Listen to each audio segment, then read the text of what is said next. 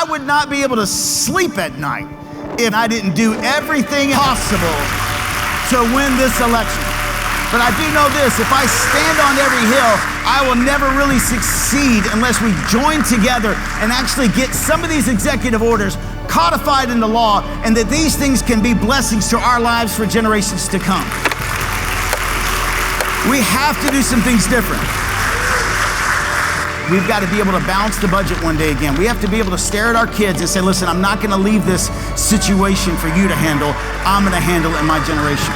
You know, we have the largest income gaps and wealth gaps that we've ever had. Many people think, well, it's the tax bracket's the problem. The tax bracket's not the problem.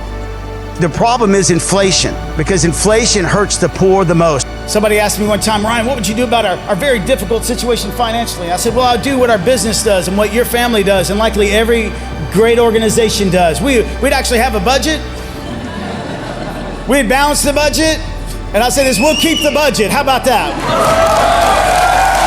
Truly innovative. Truly innovative. We haven't done it in 30 years, but we can do it. And I know that. We can be the country that we've all dreamed of being. It is in our grasp, and we can do it, but it's going to take leaders that speak to it, and it's going to take leaders that are willing to listen, to drop our swords and solve problems. And that's what I want to do. We have to lead. I'm going to speak to unifying our country to solve our biggest problems. I'm asking really businesses, corporations, individuals, churches, and charities, let's start investing in urban America with community centers, do job training, trade schools again. Let's get back to the basics of helping people. Let's let the Republican Party be the bridge to the inner city, show them the way. If we believe that a freer economy, less government matters, well, let's be that bridge for them, and that's my message.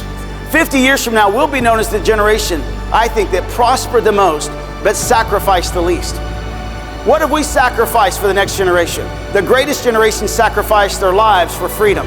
This is our opportunity to do this for our next generation. How many guys want to contribute to that? And I believe this now more than ever in my lifetime, that it's time that we as a nation, we rid ourselves of everything that darkens that flame, and we brighten this lamp of freedom once again.